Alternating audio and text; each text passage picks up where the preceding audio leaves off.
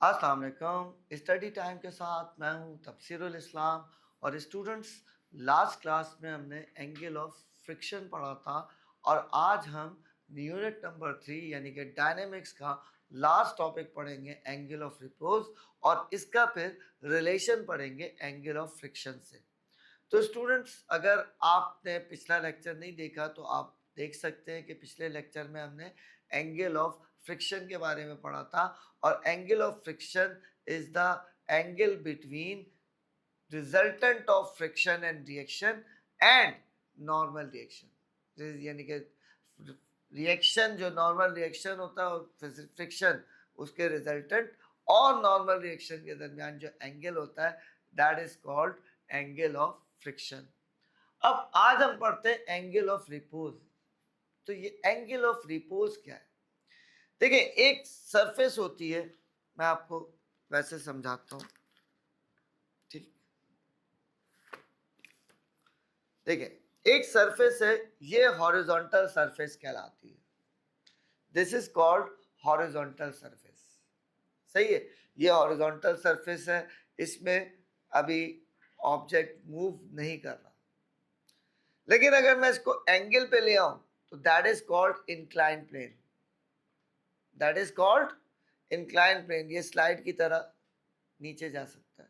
ठीक, अब ये इंक्लाइन प्लेन तो है, लेकिन इस वक्त इस और ये ऑब्जेक्ट जो है, ये डस्टर जो है मैंने इस पर रखा हुआ है, ये मूव नहीं कर रहा। अगर मैं एंगल बढ़ाता जाऊं, देखिए, बढ़ा दूंगा तो ये मूव कर जाएगा। अब मैं आपको बताता हूं कि what is angle of repose. देखिए, अभी ये हॉरिजॉन्टल सरफेस है, मैंने ऊपर किया, इंक्लाइन प्लेन हो गया थोड़ा सा, लेकिन अभी ये मूव नहीं कर रहा। मैंने और ऊपर किया, इंक्लाइन प्लेन है लेकिन ये मूव अभी भी नहीं कर रहा। मैंने और ऊपर किया तो ये मूव करने लगा। सही है, यानी कि ये वो मिनिमम एंगल है जिसपे ये क्या कर रहा है, मूव करना शुरू कर रहा है। इससे नीचे देखिए, यहां नहीं कर रहा, और यहाँ पे ये मूव करना शुरू कर रहा है। तो ये वो मिनिमम एंगल जिसपे कोई ऑब्जेक्ट इंक्लाइन प्लेन पे मूव करना शुरू कर दे, that is called angle of repose. समझ में आया आपके कि किसी भी इंक्लाइन प्लेन का वो मिनिमम एंगल जिसपे कोई ऑब्जेक्ट मूव करना शुरू कर दे, यानी कि जस्ट मूव करना शुरू करे। सही है, जस्ट। सही है, ये नहीं कि ये वाला एंगल नहीं, मिनिमम एंगल। सही, तो पहले तो इसकी डेफिनेशन लिखे हैं। डेफिनेशन है the minimum angle of incline plane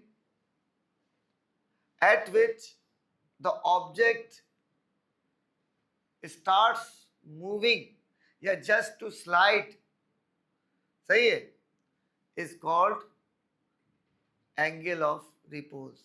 यानी कि किसी भी इंक्लाइन प्लेन का वो मिनिमम एंगल जिस पे कोई ऑब्जेक्ट रखा जाए तो वो जस्ट स्लाइड करना शुरू कर दे। अब हमने कहा ये तो इसकी हो गई डेफिनेशन। अब आगे हमने पढ़ना है इसका relation with angle of friction. और एंगल ऑफ फ्रिक्शन हमें पता है कि लास्ट टाइम हमने क्या था, और टेंजेंट थीटा आया था कोफिशिएंट ऑफ फ्रिक्शन म्यू के बराबर। अगर आपने वो लेक्चर नहीं देखा तो लिंक पे जाइएगा, चैप्टर 3 के इससे पहले वाले लेक्चर में वो मौजूद है। अब हमने कहा यहाँ पे एक इंक्लाइन प्लेन है, इस पे बेसिकली अभी कितनी फोर्सेस है हम ये देखते हैं। हमने कहा सपोज ये एंगल ऑफ रिपोज भी है, यानी कि इस पे ऑब्जेक्ट जस्ट मूव करना शुरू है। अब यहां पे इस पे कितनी फोर्सेस है, तो हमने कहा एक फोर्स तो है इसका वेट। ये हो गया वेट। ठीक, एक फोर्स होती है normal reaction. Normal reaction is always perpendicular to the surface. Surface यूं है तो नॉर्मल रिएक्शन यूं होगा। ठीक है ना, हमने कहा अगर सरफेस यूं है तो नॉर्मल रिएक्शन यूं होगा, और सरफेस यूं हो जाएगी तो नॉर्मल रिएक्शन यूं हो जाएगा, सरफेस यूं हो जाएगी तो नॉर्मल रिएक्शन ये हो जाएगा। ठीक, अच्छा, एक फोर्स हो गई वेट, एक हो गई नॉर्मल रिएक्शन। ठीक, तीसरी फोर्स कौन सी फोर्स है जो इसको रोके हुए अभी, वो है फ्रिक्शन, वो है फ्रिक्शन एफ। ठीक है भाई, अच्छा, अब हमने कहा वेट नीचे की तरफ है, ये वेट नीचे की तरफ है, डाउनवर्ड, वर्टिकली डाउनवर्ड। तो वेट हॉरिजॉन्टल के परपेंडिकुलर है और रिएक्शन सरफेस के परपेंडिकुलर है। ठीक, यहां पे एक चीज देखिएगा, वेट जो है वो अगर देखा जाए तो ग्राउंड, ये ग्राउंड है, जमीन है, इसके परपेंडिकुलर है, और रिएक्शन सरफेस के परपेंडिकुलर है। तो जो एंगल सरफेस और ग्राउंड का होगा वही एंगल रिएक्शन और वेट का होगा। तो बेसिकली तीन फोर्सेस है, लेकिन इनमें से एक फोर्स W ये एंगल बना रही है, और जब भी कोई वेक्टर क्वांटिटी एंगल बनाती है तो उसके दो कंपोनेंट्स होते हैं। कौन कौन से? यानी कि अगर हम कहें कि ये वेक्टर है, मैं मिसाल देता हूं, ये वेक्टर है, ये एंगल बना रहा है, तो अब इसके दो कंपोनेंट होंगे, एक इस तरफ और एक इस तरफ। ठीक, एंगल के साथ वाला कंपोनेंट होता है कॉस थीटा, और एंगल के यानी कि उसके जो परपेंडिकुलर कंपोनेंट होता है वो होता है साइन थीटा। सही है, देखिए एंगल के साथ वाला कौन सा होता है? कॉस थीटा, और उसके जो दूसरा एंग जो उससे 90 डिग्री पे होता है या एंगल के सामने भी हो सकता है, वो होगा साइन थीटा। तो यहां पे वेट के भी दो कंपोनेंट बन रहे होंगे, एक कंपोनेंट तो एंगल के साथ वाला हो गया, ये एंगल के साथ वाला हो गया, ये हो गया W cos थीटा, और दूसरा सामने भी हो सकता है, हम इसको यहां पे भी बना सकते हैं। तो अगर इसके साथ cos थीटा है एंगल के सामने वाले के साथ, तो जो एंगल इसके 90 होता है वो आएगा W sin थीटा। तो जब भी याद रखिएगा, जब भी कोई वेक्टर क्वांटिटी एंगल बनाती है, हम उसे दो कंपोनेंट में कन्वर्ट कर देते हैं।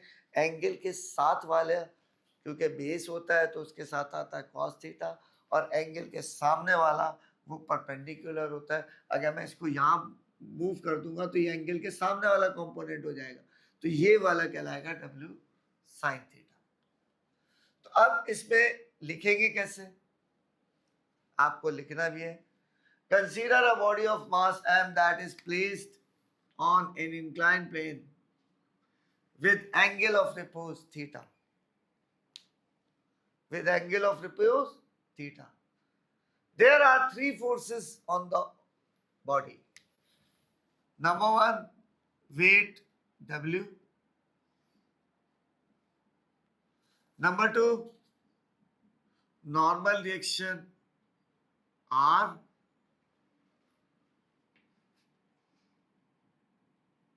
Normal reaction R. And number three, friction F. अब किसके कंपोनेंट है? क्योंकि वेट एंगल बना रहा था तो वेट के components W has two components.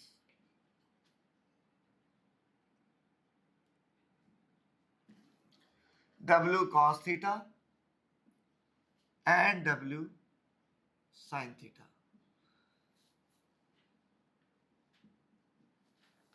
अब हमने कहा कि तीन फोर्सेस थी, एक के दो टुकड़े कर दिए तो चार हो गए, यानी कि ये वाली खत्म हो गई,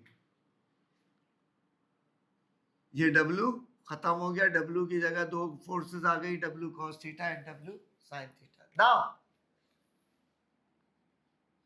अब क्योंकि body is just slide, body ने स्लाइड करना शुरू किया है, तो it means opposite forces are equal. और ऑपोजिट फोर्सेस कौन कौन सी है?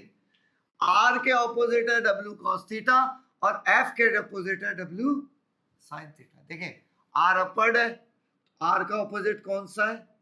ये वाला। और ये कौन सी फोर्स है? W cos theta.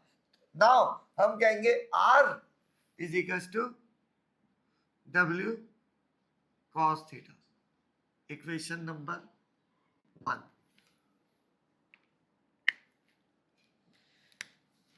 अब हम देखेंगे एफ का ऑपोजिट कौन सा है? फ्रिक्शन ऊपर है, इसका ऑपोजिट ये कौन सा है? W sine theta. तो क्या आ जाएगा? And F is equal to W sine theta. जो ऑपोजिट फोर्स है, देखिए आर के opposite W cos theta, F के ऑपोजिट डब्ल्यू साइन थीटा। तो ये हो गई इक्वेशन नंबर 2।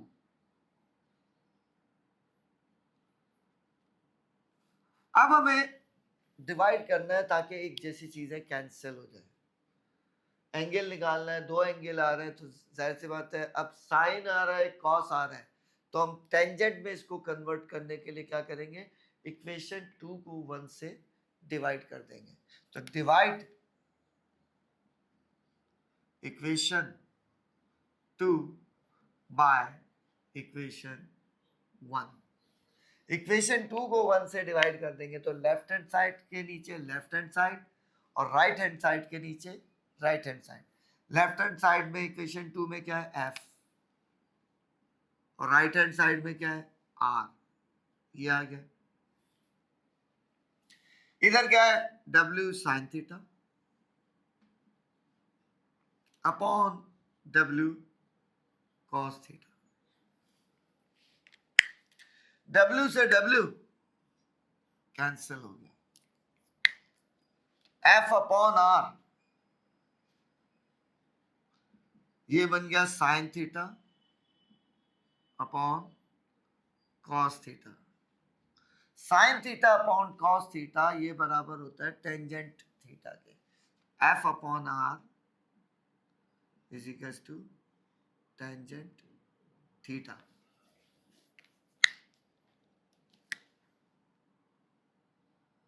इक्वेशन 3। बट हमने ये पढ़ा है कि F is equal to mu R होता है। F is equal to mu are. So F upon are क्या हो जाएगा? म्यू। क्या? ये हो गया इक्वेशन नंबर 4। फ्रॉम 3 एंड 4 देखिए ये भी एफ अपॉन आर के बराबर है, ये भी एफ अपॉन आर के बराबर है। इट मींस ये दोनों भी आपस में इक्वल होंगे। तो फ्रॉम 3 एंड 4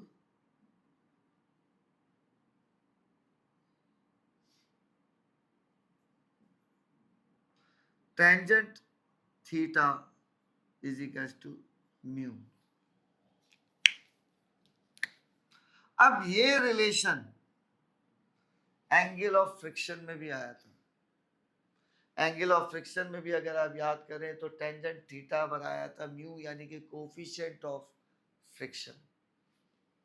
इट मींस हम कह सकते हैं कि एंगल ऑफ रिपोज और एंगल ऑफ फ्रिक्शन दरअसल इक्वल होते हैं, एक ही चीज है। तो हम लिखेंगे कैसे? We have same relation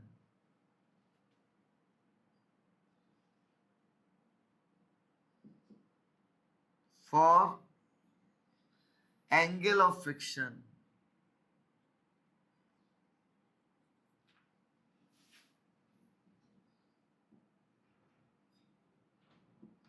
so we can write, क्या लिख सकते हैं हम कि एंगल ऑफ फ्रिक्शन या angle of repose is equal to angle of friction, यानी कि बोथ आर सेम।